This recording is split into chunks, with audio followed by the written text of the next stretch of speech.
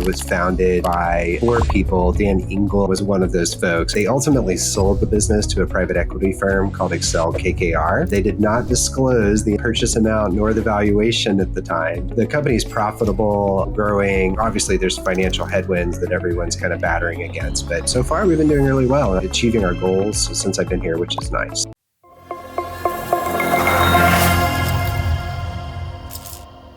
In this episode, I'm talking to David Vogelpohl, CMO of FastSpring, a global payment platform for SaaS and software companies that process over $2 billion in SaaS-related transactions. They also work with companies like Adobe and Intel. We're going to talk about their top 3 to 4 marketing channels and why they work. Number 2, how to run successful partnerships and affiliate programs. And number 3, a brand new channel that he's testing in 2023 that's showing some pretty good promise. What is this channel? We'll also try to figure out things like the details of the recent PE round by Excel KKR, a company with $14 billion in total assets under management. And we'll also try to figure out things like how much revenue they're making per year. And if you can't answer a question, we both have to take a shot of hot sauce. Wish me luck, Martians. Hope you enjoy this one. Hello, Martians. Welcome back to another episode of Marketing on Mars. Today, we got David Vogelpohl. He's a CMO of a company called FastSpring. And basically, FastSpring is a global payment platform specifically for SaaS and software companies. The company has processed over $2 billion in SaaS software and digital good transactions. So really excited to dive into FastSpring and David's background. He used to work for a company that maybe a lot of you have recognized, WP Engine, WordPress company. So David, thank you so much for jumping on the show. Simon, so glad to be here. Thanks for having me. Yeah, so my understanding is you have a special hot sauce for us today. Obviously, we're going to start off the show with a shot of hot sauce. What do you have? I'm excited to see what you brought on the show. Well, I'm a little scared. I didn't actually test it before the show, so you're going to get a very authentic reaction today. And I do like hot sauce, and I was kind of thinking about what hot sauce I'd bring to the show. And I searched around. I've never had it, but it's called Whoop-Ass Bacon Hot Sauce. And it is not, we're not, no like Carolina Reaper peppers or anything like that, but it maybe it'll whoop my ass. I guess we'll find out. But it's a little cowboy. Yes. My daughter named it Cowboy-y, like you would name a duck Ducky. And so this is Cowboy-y in our home right now. But That's I'm so about to open awesome. it and ruin it. So. Okay, why don't we start with that? And then first we'll start with a brief little intro of you so we can get the most important thing out of the way before we start killing ourselves with hot sauce. So your background is quite interesting. You've been working in marketing for a long time.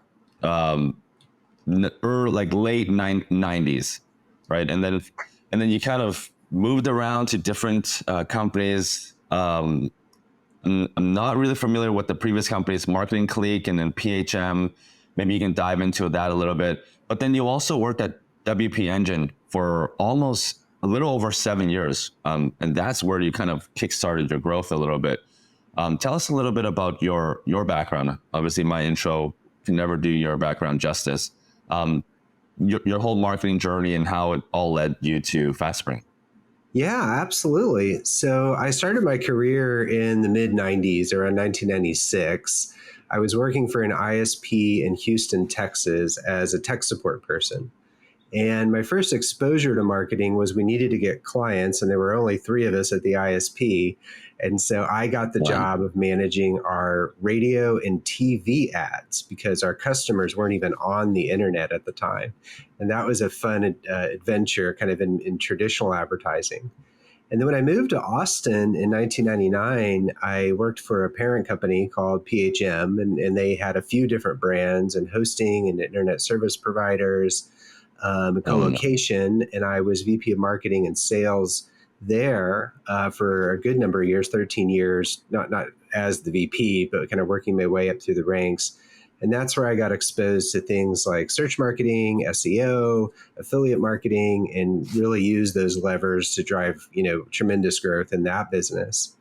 And then Marketing Click is actually an agency I founded and operated. We were a full Oh, service agency. Yep. And so because I had been in-house and we had covered many, many areas and done it really well, that was kind of my baseline skill set. And so that's how we focused as an agency. And then after that is when I joined WP Engine. I hope I didn't go too far back, Simon. no, this is awesome.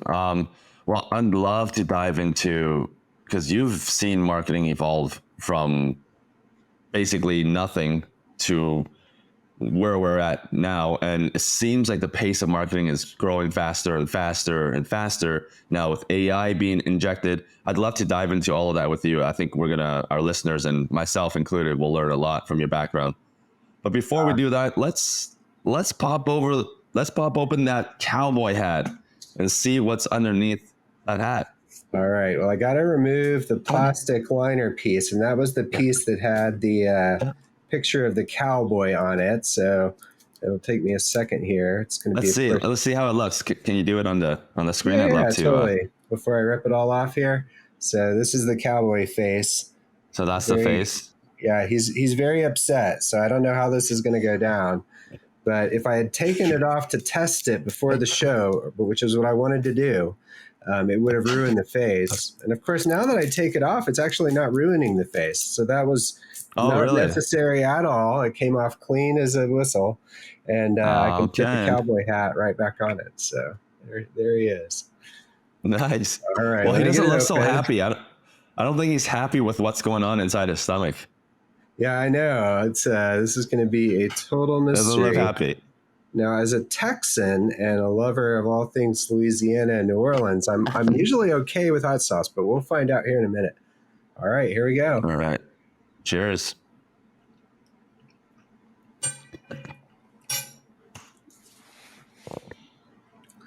The bacon flavor is not as offensive as I thought it would be. It's got a nice cayenne kick.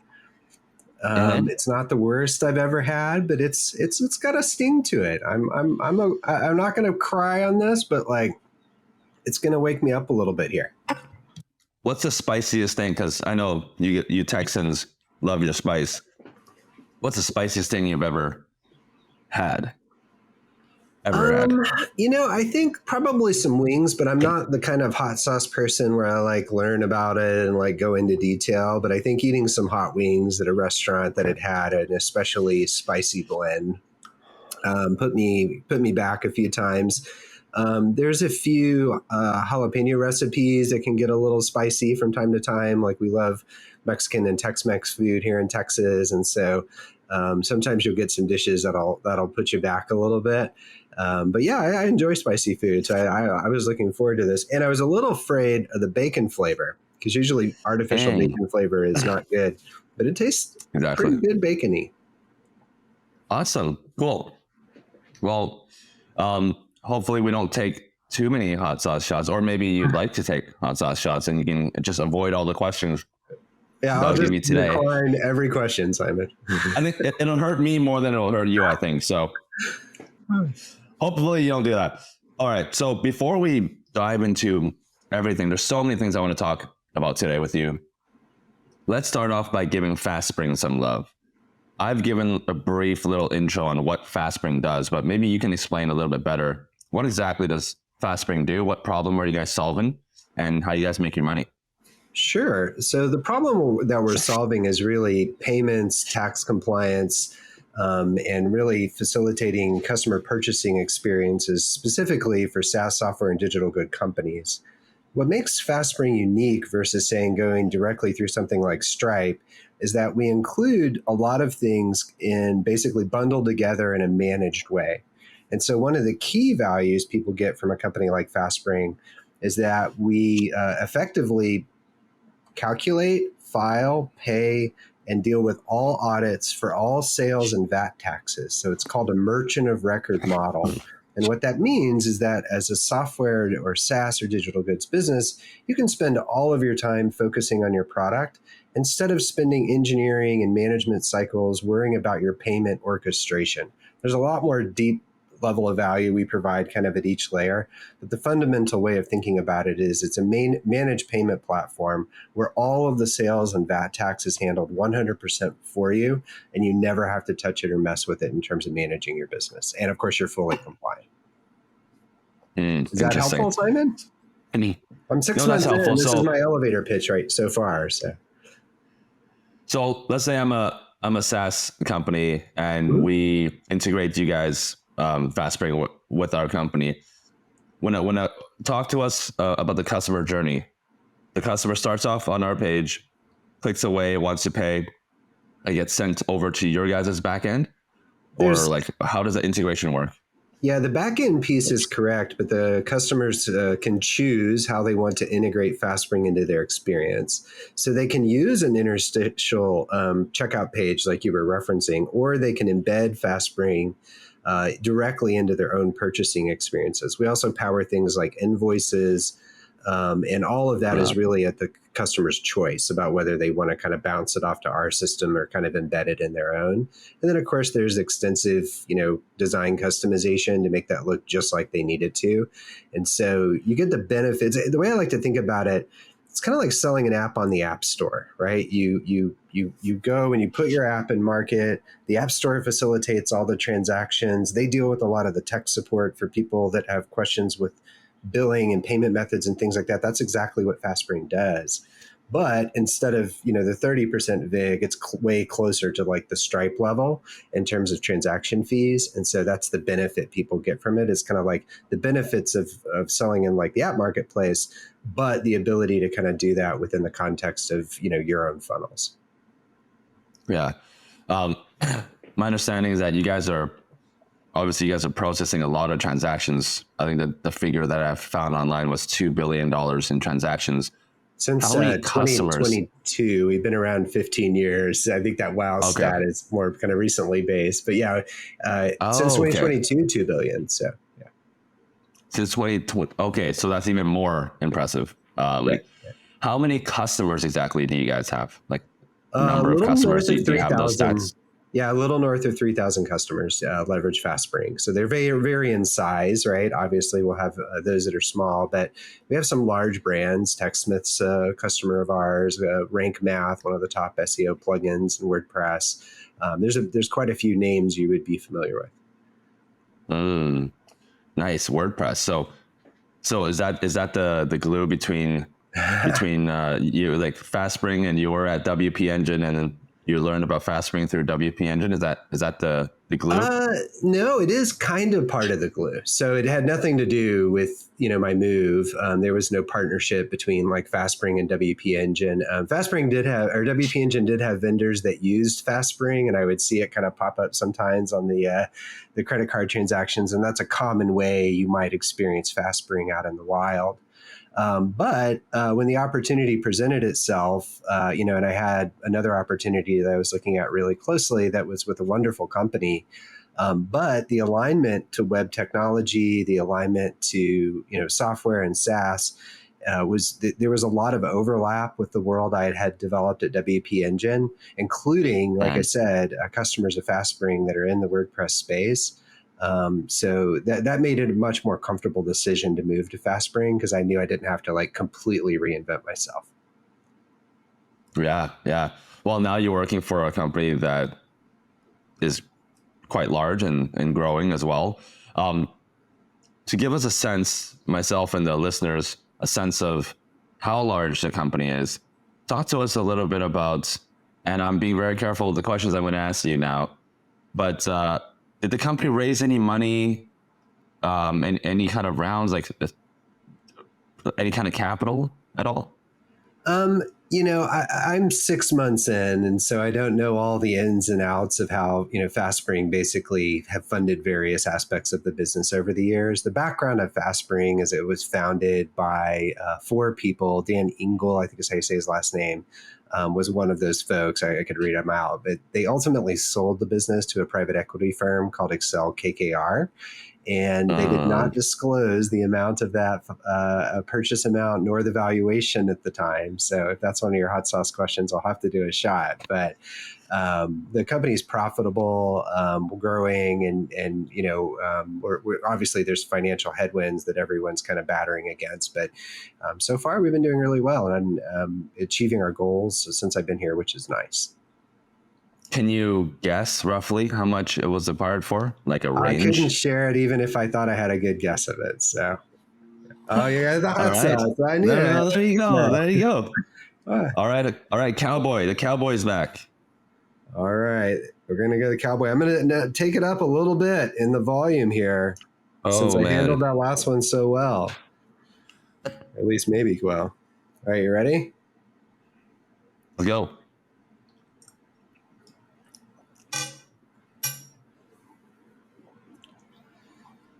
Oof.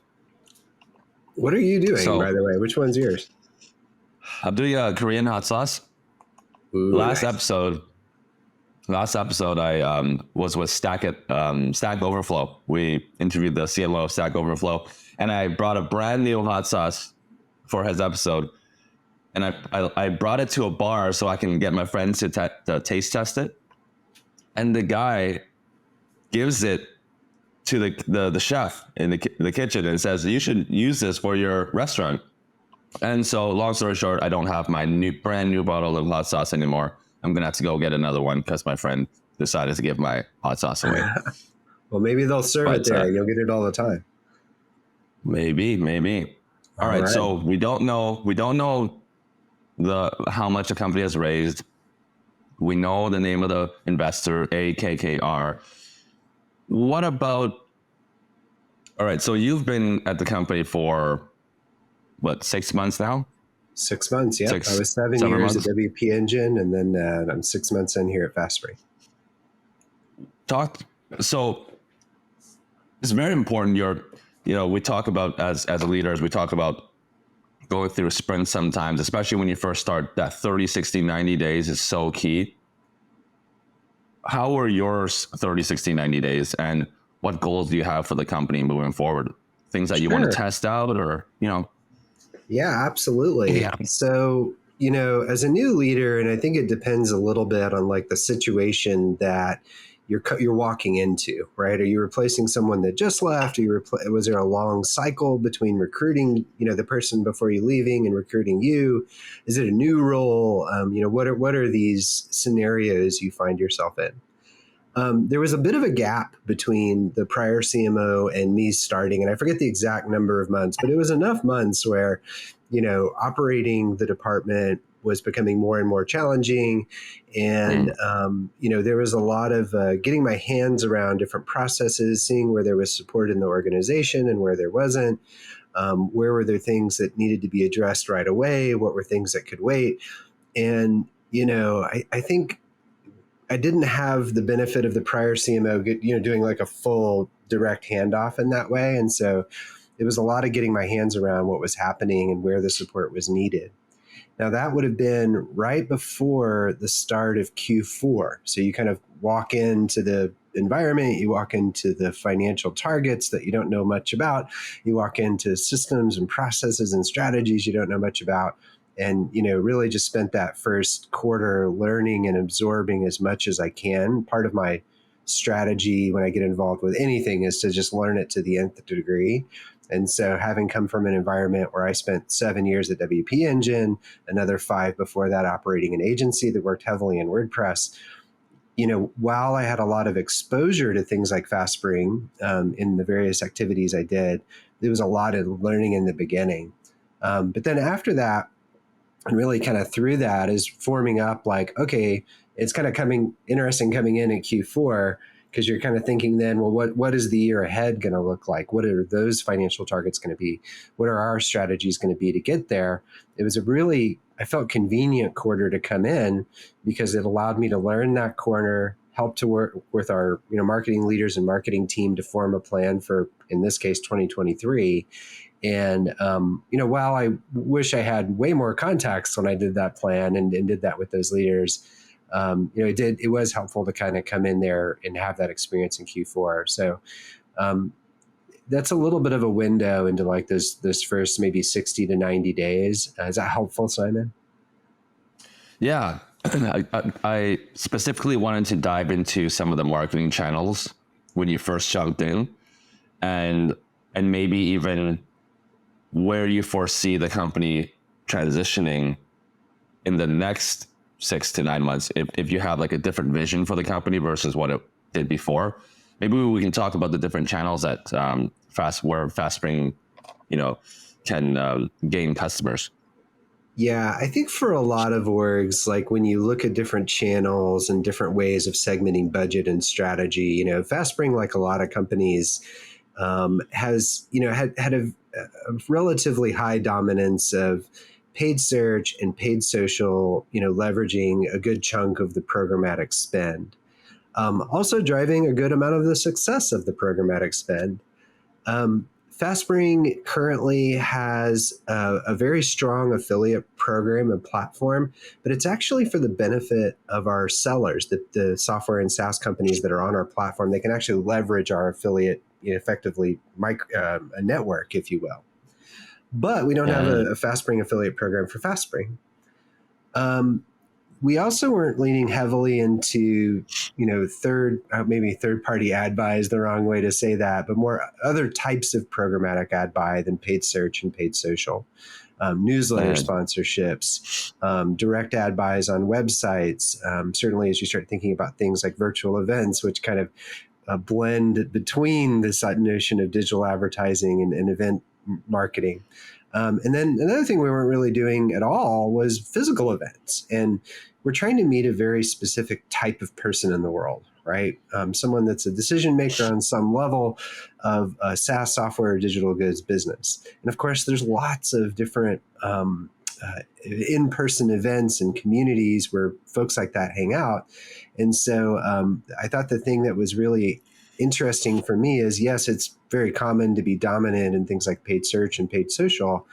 But because FastSpring hadn't fully experimented in these other areas yet, as a new CMO, that's great news, because that means that then, we can reorient and try some of these additional channels to expand our acquisition. And so that's, fundamentally how I looked at the opportunity when I was coming on board, and how our plan has evolved, as we think about how we're going to attack 2023 or are attacking 2023. Yeah. So just to recap, paid search, paid social, affiliate ads, those seem to be the top three channels for you guys. Historically, it's paid search and paid social. And then as we look to expand, it would be, additional digital media buys, external digital media buys, and then events are the kind of two additional pillars we're layering on top of that.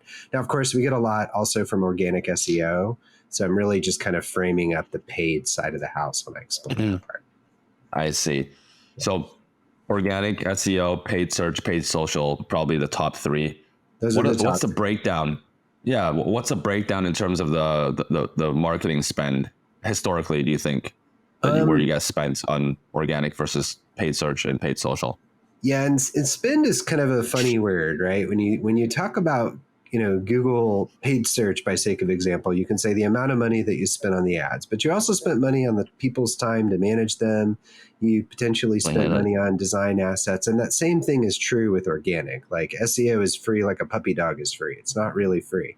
It comes with a lot of additional cost. But if I thought about it as a blend through people costs and program costs, I'd say that about 75% of the business we bring in comes from a combination of paid media and organic search fundamentally.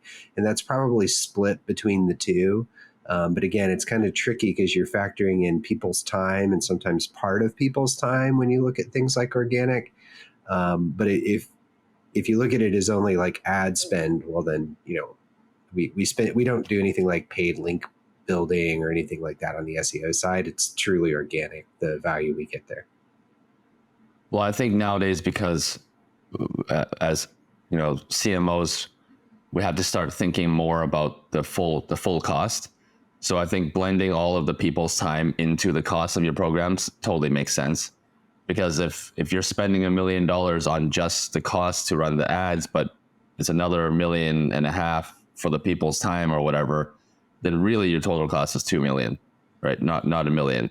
So I personally think it's better, but what do you think? You think it's good to keep it separate, split up people versus the cost, or Um, what do you think? it's kind of interesting because a lot of things people do have Yeah, value in areas like SEO without you actually having to invest a specific person's time to pay attention to it. Like, what if you had no SEO experts internally? Would you not rank for anything on your website? Would your new blog post not rank for certain key terms? Yeah, and you'd probably get lucky some of the time, and you would generate value through SEO, and maybe not even just luck, just search algorithms are designed to surface information about topics that answer questions. If you write content like right. that, you got a pretty good shot of ranking, even if you don't do a whole lot. There was a friend of mine. He works, I think, at Vimeo now as the head of SEO there, but he was at Salesforce and did that for a long time. And he was like, I don't need links. I got links coming, from all over the place. And that was Exactly. probably true before Salesforce ever even thought about the letters SEO. And so I think it just depends a little bit on your situation there. But I do, the ultimate cost of something is influenced by the amount of time it takes in order to do it well. And so like organic For social is a sure. great example of this. Is like you could spend $0 on organic social and have a whole team just focused around engaging with people and interacting with people in an organic sense. Exactly. This Yeah. is so interesting because you have been around before SEO was even a buzzword, right? So you've seen the evolution, back then when a lot of black hat stuff was happening and you can rank really quickly, just getting, 1,000, 2,000 links. Now there's like link scoring and now there's AI happening where content can be spun out in a couple of seconds. Where do you see as a veteran in the space and seeing SEO evolve, where do you see SEO going in the future? And is AI ultimately making content less important and technical SEO more important now? It's kind of taking over the contents piece, or what do you think? How do you think about SEO? Yeah, I think on the technical SEO side, and as I think about AI, I mean AI fundamentally, and of course I've leveraged artificial intelligence and ML models in various ways and various marketing campaigns and efforts that my teams have led over the years. But I'm far from the leading expert in this. But as I think about artificial intelligence in general, obviously it's based on training data. And when we think about Google and SEO historically, it's based on training data too. It's based on the information it has on the pages that it's indexed. And it has human validation in the training data in the form of links that it says, okay, this is information about a certain topic. And this many people think that that information is accurate and correct in this context. So artificial intelligence and what Google's been doing with algorithms is very, very, very, very similar. It's just that the way you arrive at the outcome through artificial intelligence is way Yeah, different. man. And so, but fundamentally, it's the same thing. And so, as you think about influencing how people might use things like Chat GPT I forget Bard from Bing and so on and so forth. Actually, Bard is Google's. But in any case, so as you think about how people are using these things, they're getting the information they use to produce those responses from existing information, exactly like Google did. And so one interesting experiment I did with ChatGPT was I forgot what I had asked it, or maybe it was this. It was related to FastSpring getting our first verified lead from someone using ChatGPT. And I had found a Reddit reply that was almost identical to what ChatGPT had spit out. I think it was even word for word. It may have just been one word Wow. difference. And it's kind of funny because to me, Reddit comments are gold for getting the real story on vendors. But it's so funny because I Googled that phrase. I was like, is it just copying something from the internet? In that case, it actually pretty much did. But my point is, how do you rank in SEO? You get people to mention your brand and link to it on the internet. How do you rank in things like generative AI for text? Well, you have to influence the training data. Now, how do you influence the training data? That's where it gets tricky. And this is where I think things like technical SEO may become less relevant because the AI isn't writing an algorithm looking for title and paragraph tags. Maybe it is. We don't really know, I guess, because that part's kind of black boxy there. But I don't know. I can nerd out on this pretty deep. That's my overall thoughts from what I know right now, Simon. So you think technical SEO is going to become less relevant and the content piece more relevant?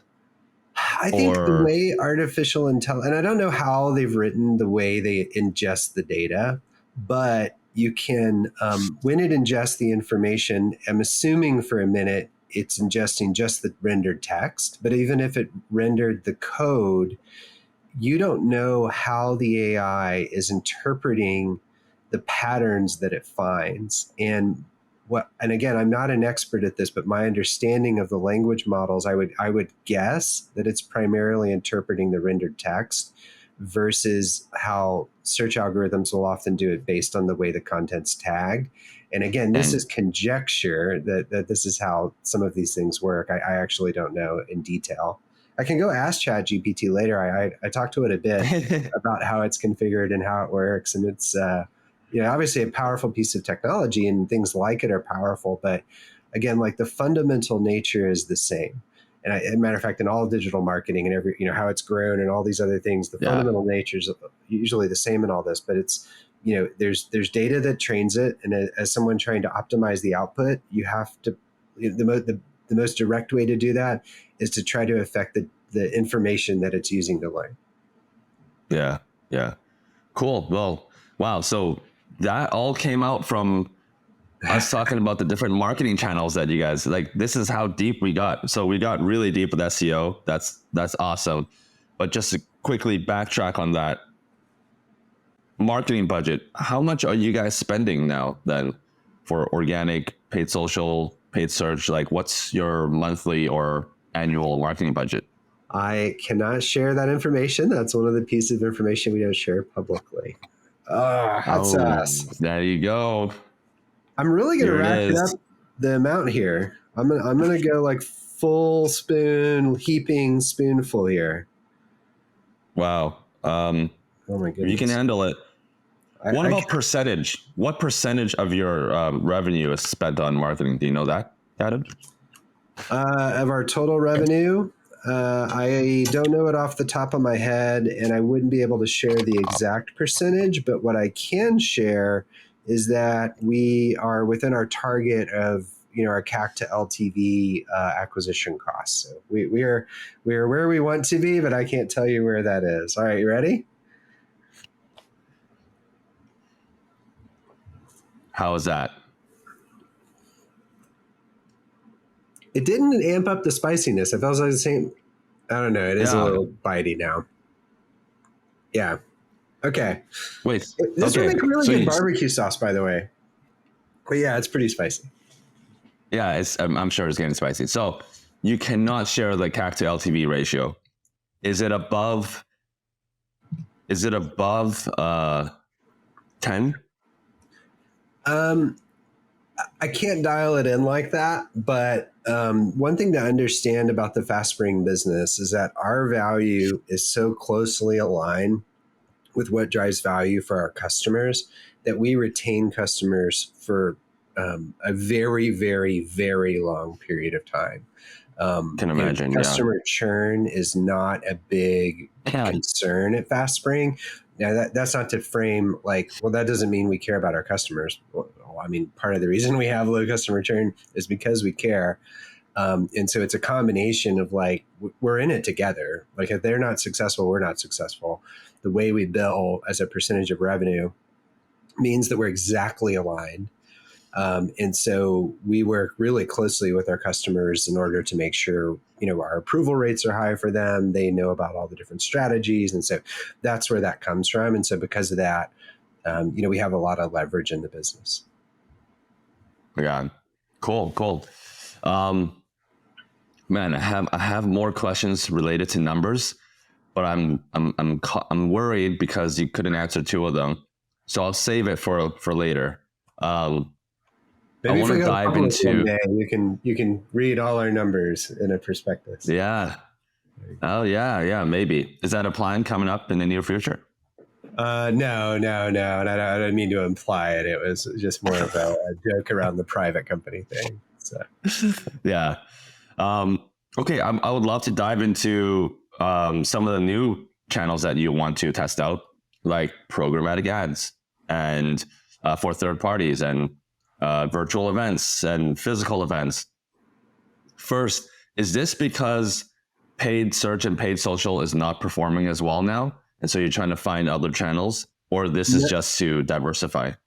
It's to diversify.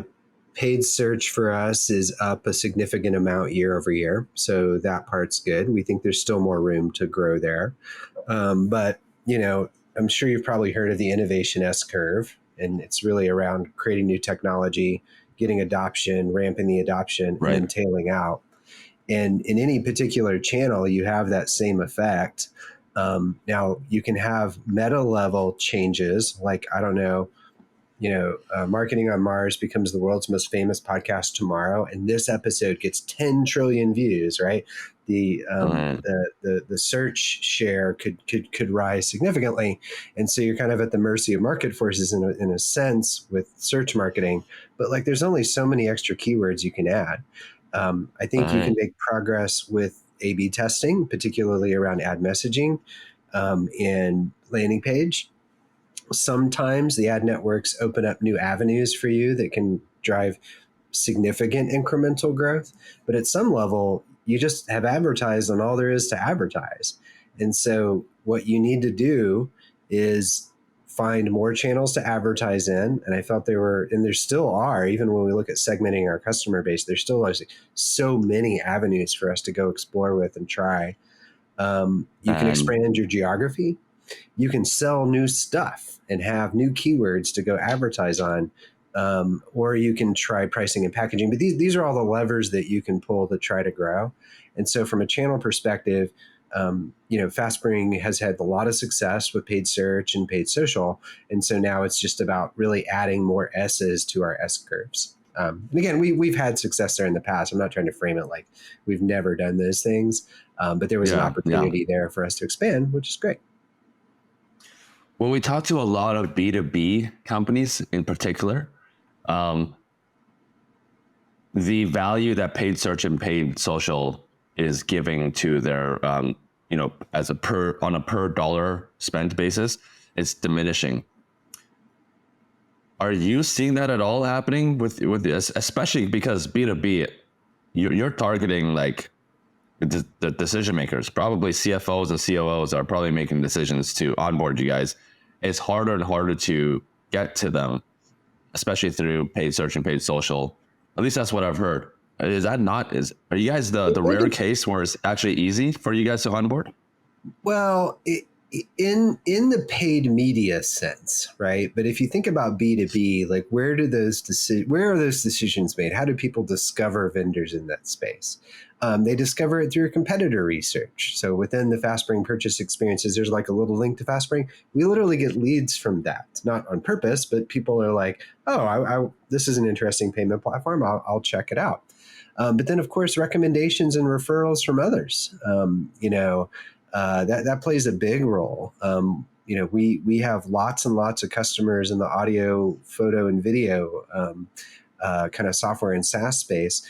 And, a good chunk of it's just word of mouth, things like that. And so B2B is different. And I think it depends on what you're selling B2B to. As a matter of fact, we looked at this extensively. Like one interesting thing about asking me questions like this is I've seen a lot of data on other SaaS and software companies through the data I've looked at FastSpring. And B2B is a big word. We just signed on a new customer who I can't tell you their name, but their average order value is $4,000, and they sell specialized software for industrial context, and they do a decent amount of billing. Yep. We've had others, where their average order value is $10 a month or $20 a month, and sure enough, they're B2B focused. So it's a big word, B2B, but FastSpring in particular is focused on a certain type of customer, and so the community aspect, and which is why in-person events are so important to us.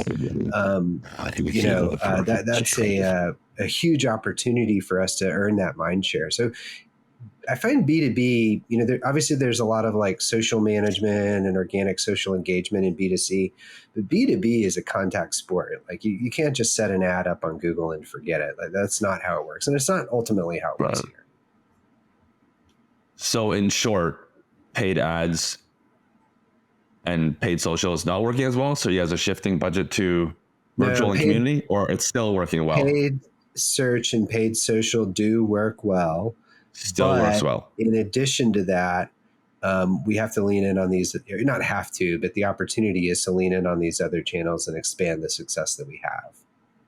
Okay, cool. We're hearing the same thing, except we're hearing the same thing with a lot of the other guests that come on the show. So you're kind of saying the same thing.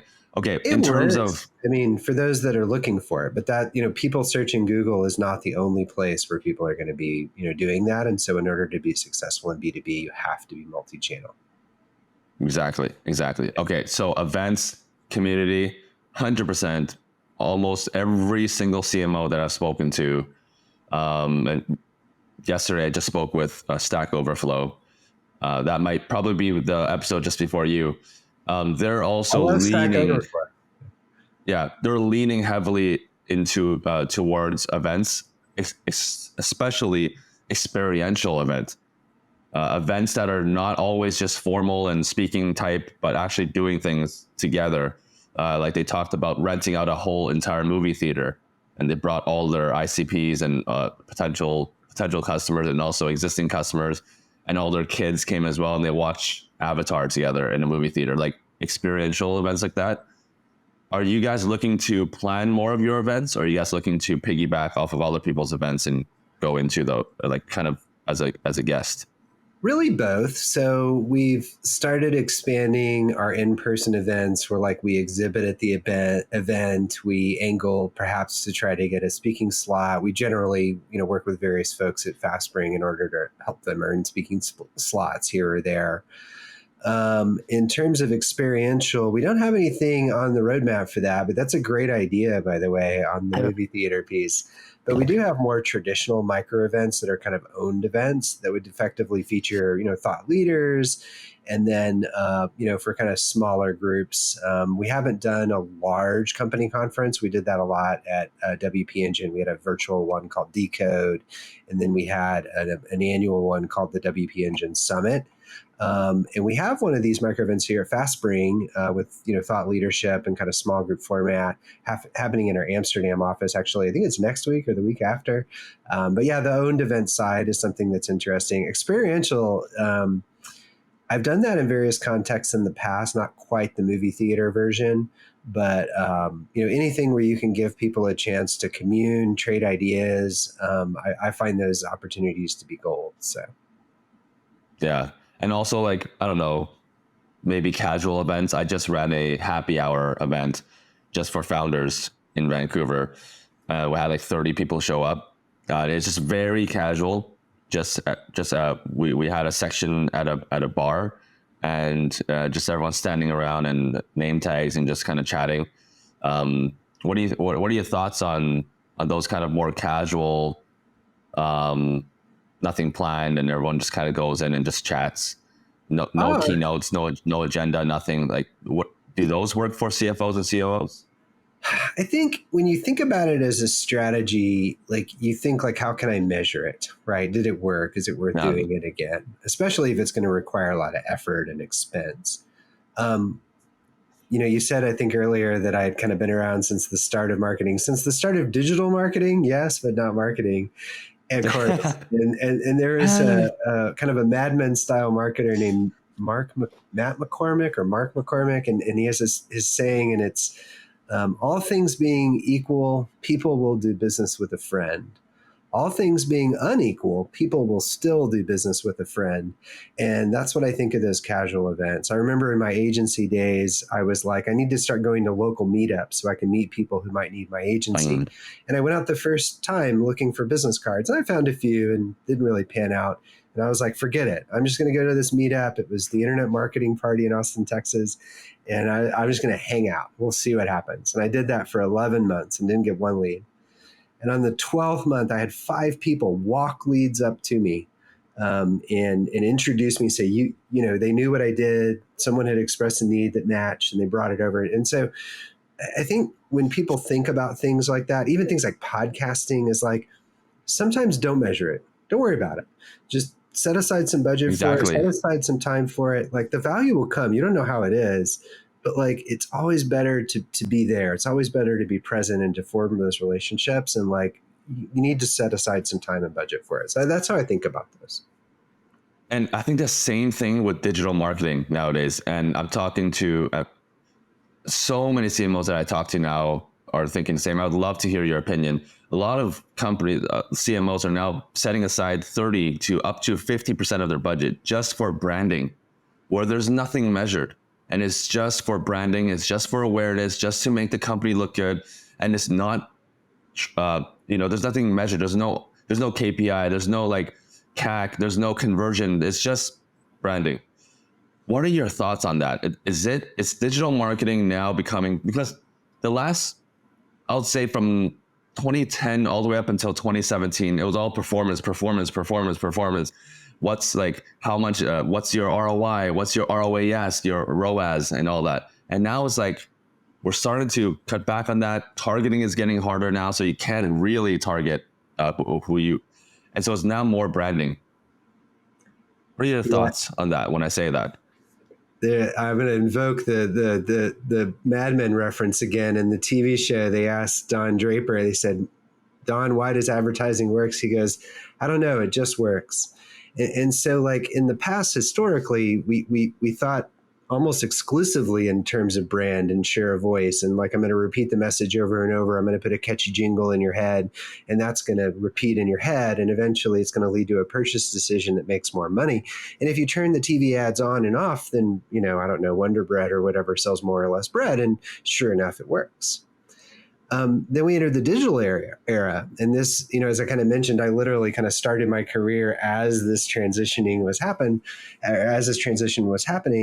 And so I got to see a lot of that firsthand. But of course, what did it mean for us? It meant that we could know the answer, right? We didn't have to just put ads out in the world and guess whether one slogan was better than another. I call this Mad Men marketing, where someone has an opinion of what the best thing is. And maybe they focus group it or something, but then they put it out in the big world, and then it's there, and it either works or it doesn't work. But with direct response, we can measure that. We can do an A/B test. We can know for sure. We can see what our return on ad spend is on a per ad level. Poor Don Draper didn't have that. He just had to put a slogan out there and put it in a bunch of places and see if it worked. Mm. And so, but there's something funny about that. And I think, like, I come from the direct response world. I come from tracking and ROI and CPAs and things like that. And if you look at paid social for a lot of companies, it actually doesn't convert. It actually doesn't generate a lot of direct, like last click or even first click attribution clicks, and not clicks, but conversions. It's not good at converting. Why? Because people aren't in a buying mode. And unless you have some compelling t-shirt offer, something that's like cheap and really quick to do, you're probably not going to make a buying decision on SaaS on some random thing you see on Twitter. No. But if you turn that paid social off, there's a funny effect. And that is that what I found when I've done it, these kind of experiments, is that your organic search eventually goes down. Goes down as well. Yeah. Yes. And then somebody's like, what happened to our SEO? I guess search volume's down. And you start looking in paid search and you realize it's brand searches. And you're like, why are our brand searches going down? And if you do these extreme, kind of tests where you just turn off all the budget, I have definitely seen it more than one time. Yeah. So I don't know about like percentage wise. We were actually talking about that this morning in terms of like how much you focus to that. But it's the tricky balance. And I think, I think 30% to 50%, depending on what your objective is, doesn't, sounds reasonable to me. It's just that as a CMO, when you're like, well, where do I put more money? Like, here's a question. If it works, great. Here's more money. Let's do more of it. At what point are those diminishing returns going to hit? And that's ultimately the challenge. The challenge isn't, should we do it? Yes, you should do it. The challenge is, when should you put more money into doing it? And without that direct measurement, it becomes harder to say when to make that call. I think this conversation that we're having right now is exactly the struggle that every single CMO is having right now. attribution is getting so hard, it's hard to track, and you just don't know, right? And you're asking all these questions that are very valid questions. And I think with the way that, the whole iOS update that happened, and Google recently is doing is being more careful with privacy. All the platforms are. TikTok recently had a court hearing, right? They might be banned from the US and Canada, all around privacy, making it harder to attribute where the clicks are coming from. And, as you know, buyer decisions usually take multi touches. They're not going to make a decision on the first click or the second click. In fact, I think the average, there was a report that came out. I was talking to the CMO of Aventon, and she said it's about 20 clicks, 20 touches before people make a decision. And whether that's a single page or maybe they come on your website and they visit 3 other pages, it's about 20 touches. And if you look at it that way, where are you spending your money? And it's just like, I feel like digital marketing is kind of like a necessary evil. You kind of have to spend it, like you said. If you turn it off, then you're done.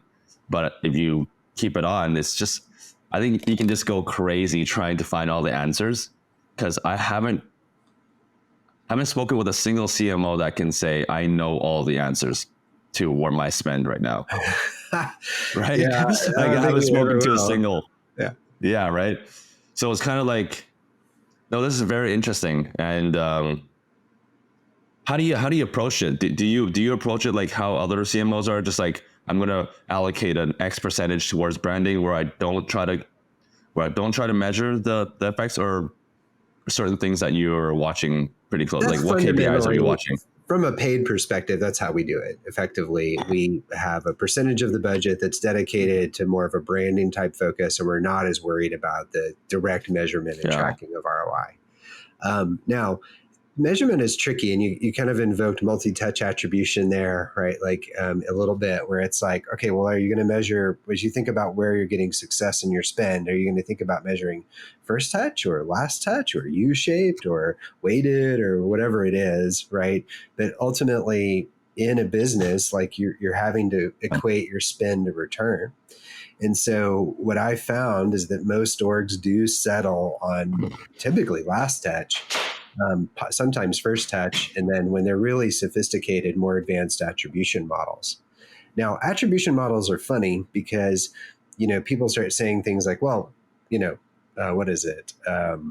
Social media is obviously top of funnel, not bottom of funnel, right? And even in certain situations, that's not always true in channels and in particular ads. And so it becomes very difficult, but like every org has got to do it, and every org has got to come up with that way of measuring and then making those investment decisions. Where I think it becomes challenging is like when you look at, I don't know, paid social or something like that, and you're not seeing the ROI you want, but if you turn it off, you're going to go down. It is, again, like, how do I know when to spend more? How do I know when I could spend less? And then I think there's other times where certainly you can over attribute to certain channels. Like if you're doing last click attribution and you're saying that your total spend on paid search is X and your total revenue generated is Y. Well, if your brand campaigns are included in there, quit taking so much credit, right? Like if you're doing paid brand campaigns, obviously you shouldn't be thinking about that in the same way on last click attribution as, say, a recommendation from a website talking about your industry that links to you. You know what I mean? Like that last click attribution was a lot more valuable than a brand search on Google. And so in the worst situations, what I feel is that CMOs don't get down to that level and don't pay attention at that level. They just look at the high level reports. But if you really want to get the maximum efficiency out of your spend, you really need to understand your attribution. And typically one model won't solve it all. It takes, a variety of ways of thinking about attribution and making decisions. And I think that's what makes modern marketing so tricky. I know. Yeah. Matt, what you just said, it's so true. It's not just on the digital channels. It's the word of mouth and referrals too. Sometimes we over attribute there. It's like, oh, everything's coming from referrals, but is it? Because for them to make a purchasing decision, they need to do some research. They need to look at your social. Yes, they came from a referral, but they're also searching up your stuff to make sure that you're a legit company, and they're reading your reviews, and they're going through your blogs potentially, and they're going through your social footprint, but they came from a referral, so you're just going to attribute it all to a referral, right? And I see that happen a lot as well. Yeah, it's like this is an amazing conversation. This is I love how deep we're diving into it. Before we jump into another topic, I think where are you guys right now at FastSpring? Because I know you guys, obviously you're super experienced and you guys are testing out a bunch of different channels. We didn't get to know your exact marketing budget, but where are you guys? What about in terms of revenue? Like, is that something that is shareable? It is not, so I'm not able to share that. Yeah, so sorry. Okay, I saw before we take a shot of hot sauce, I saw online that you guys are about $30 to $60 million in revenue. Can you confirm or not confirm? Is it above 30? It is above 30, but I can't do the range game. So if you want me to do another shot, I'm happy to do it. Nope, we're going to do it. We're just going to do it. We're just going to do All one. Right. We'll do one. This is really good hot sauce, by the way. I'm going to buy this again. I feel like it's not even a punishment for you. I feel like you can actually answer the questions and you're purposely avoiding them to do the shot hot sauce. It's pretty good. The bacon flavor is pretty good. It tastes like there's a barbecue restaurant here in Austin or Texas called Rudy's, and it tastes like their barbecue sauce is really good. But yeah, unfortunately, sometimes you get people that like it. So thank you. Cheers. I'll swirl it around more to increase the pain, though. Okay. Yes, because you couldn't answer anything with numbers, but you guys are doing a lot of transactions. I think people can reverse engineer. So sorry, $2 billion in transactions in the last year, right? Or 2 years? Well, since 2022, and I forget when that stat was refreshed, but so I think that's about a year. Size, yeah. Yeah. And what are the fees? Let's do some math here. What fees are you guys charging? Is that publicly shareable? It varies depending on the volume. So you wouldn't necessarily be able to perfectly reverse engineer it. There's like ACH, there's other types of payment methods that flow through the FastSpring platform. The starting customer price is 5.5%, I think, per transaction. But again, it varies based on volume and it varies based on payment methods. So, I mean, even if we do 3% as on the low end, that's a $60 million company. I'm just doing some math here, guys. I'm not asking. I like it. I'm doing math. I'm just doing math. Yeah, I know. It's public information. No, I like it. Yeah. No, this is awesome. And your guys' churn rate is super low, right? So you got cut. I assume it's kind of like when you have like QuickBooks or one of the accounting software. You're not going to be switching your accounting software often or at all, right? Because everything is there. So yes, companies are probably staying for a long time, right?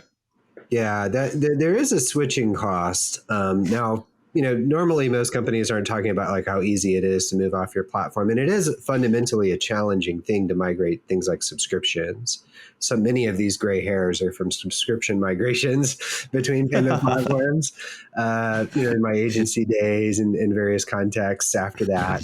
But, oh my goodness, I'm having so many flashbacks to that now. But yeah, so it's like chills. It's an important part of your business, and it's an important part to get right. It's kind of one of those areas where, like, if it's working, you also don't want to like pull people away, from working on like product-led growth or something to go, fiddle with something like payments. We have, a tremendous amount of, offboarding support we provide when customers are ready to move to another platform. Like, we just want people to be successful. We don't want them to stay on our platform, but there is that just kind of fundamental nature to not want to mess with it because it's working. So even if you thought you might find benefit from like a homegrown system, which a lot of our folks will go do, they'll use Stripe and Avalara and other vendors and kind of stitch them all together into their own thing. And, that's a path. Um, and so we want people to be successful when they make those switches. And a lot of the payment platforms actually do that, especially with things like subscriptions. We'll work with people migrating from competitors and vice versa.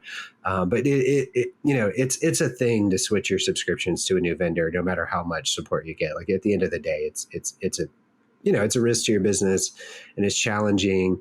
But if you have the right support behind it, it doesn't have to be a nightmare. But yeah, that is part of the benefit of having a platform focused on that. Yeah, no, that's amazing. We're nearing the hour mark. This conversation has been amazing. We've been talking about so much. Before we jump out, just so like we can understand a little bit more about you, maybe tell us about who David was growing up. Like, you've done a lot. You work for big companies now. Who were you as a kid, and like who pushed you to become who you are today? Like, was it your parents' influence, or you had like people around you? I did have some good influences in my parents. My dad was very business oriented, methodical, budget oriented, and I learned really a lot from him. My mom was a stay-at-home mom for a good number of years, but then went to night school at community college, ultimately got her college degree and her law degree, and is now a practicing lawyer. So I got a lot of inspiration from her, and kind of, self-starting. I was not the best student towards the end of high school. And then I was a good student early in college, but not kind of mid-stroke. And I was really just kind of lost. Like I was still plugging away at night school, trying to ultimately get back into that 4-year university and ultimately get the degree. And I was just lost. And I realized what it was at the end of the day is that I'd not found my motivation, my passion. And I had a professor, I think his name was Dave Haworth, and he was like the marketing Forrest Gump. He had a story of every major like political event in history and like pop culture event, and he had some hand in it. And that really sparked my interest in that. And then I found the internet. And then when I found those two things, I realized what I was supposed to do. But prior to that, I don't know, I was just like kind of aimless. And I was, this is in the 90s too. You're kind of meh in some ways. But once I found that, and once I got kind of onboarded into that world, that's when I really started accelerating. So I'm a community college dropout, Simon. Those are usually the best founders, because you got to figure out your life, right? Otherwise, how are you paying the bills? You got to figure things out. And I think really good founders and good executive leaders are just good at figuring shit out, right? They don't like right now, we don't know where marketing is gonna, we don't know how the algorithms are gonna evolve. We don't know what Facebook or Google and Instagram, I don't know. We don't know how their ads are gonna perform tomorrow, let alone a year from now. And we just got to figure things out, right? And you're talking about and I can predict how they'll all turn out. Every single one will have the same base components. There'll be an audience of people that you can segment. You can say stuff to that audience. You can measure the results, and then you can change what you say and try again. And in every single medium of marketing, that's exactly how it works. And when you break down new technologies, when you break down new features, when you break down new companies and new audiences, they all work that exact same way. And so if you can find that base way of thinking, then when new things come out, it's not scary. It's the same principle used over again. Now, of course, it gets weird and there's new stuff to do and figure out, but that same basic principle applies. And that's basically what I've done for 20 some odd years.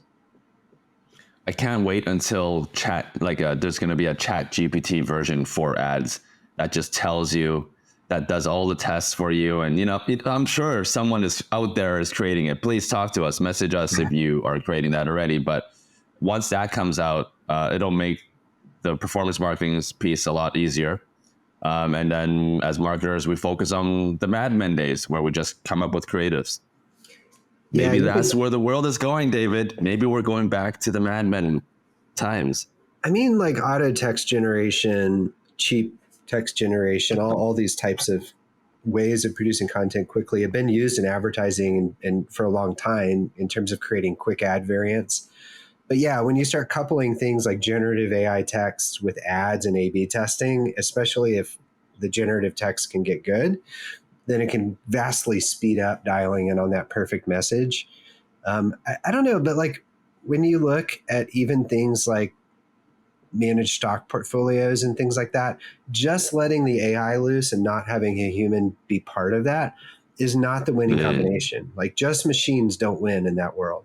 Just humans yeah, definitely don't win in that world. Humans plus no, machines win in that world. And that's what I think will happen here. You can't just turn them loose. At the end of the day, that training data is based on some human or system saying this is success. And so I think the combination of AI and people is ultimately what will dominate in things like advertising. I don't think very many people will just be like flipping the switch and walking away. There'll be people that do that. But the people that are ultimately really successful will have a combination of people and machines. I think so. I think so. Because at the end of the day, humans are selling to humans. You're not selling to robots. Robots are not giving you cash, right? So at the end of the day, you still have to talk to another human. So I totally agree. David, it's been a pleasure having you on the show. We've talked about so many things. I love it and can't wait until we can dive a little bit deeper on the numbers behind FastSpring. Maybe when you get your footing a little bit, maybe we'll get you back on for part 2 and we'll dive a little bit deeper, and hopefully you guys would have grown a lot by then. All right. Well, But hopefully I have some for of the this hot sauce listeners, left. oh yeah, exactly. Or maybe we can even wrap up the heat. Into that. Yeah. Yeah. Before we jump out, for the listeners that are curious about following your journey at FastSpring, what's the best way to follow along? Well, certainly you can visit the FastSpring website, fastspring.com, or you can check me out on Twitter at WPDavidV, and then at LinkedIn /D Vogelpohl. Awesome. And we'll probably have that in some form of social media post or in the show notes below. David, thank you so much for jumping on. It's been a pleasure. We'll talk to you soon. Thanks, Simon. So I hope you liked that episode. Rather than sitting here and telling you to hit that subscribe button or smash the like button, I'll say this instead. Send me a screenshot if you actually liked one of our episodes or you subscribe to our channel, and I'll take the next hot sauce shot with your name on it. Even better, you can come on the show, ask questions, and take hot sauce shots together with the next CEO, CMO, or founder that comes on the show. I hope that you've learned a few things or two listening to some of our episodes. We post every Friday. And finally, if you have any feedback or ways that I can improve the show, let me know. Thanks. See you on the next one.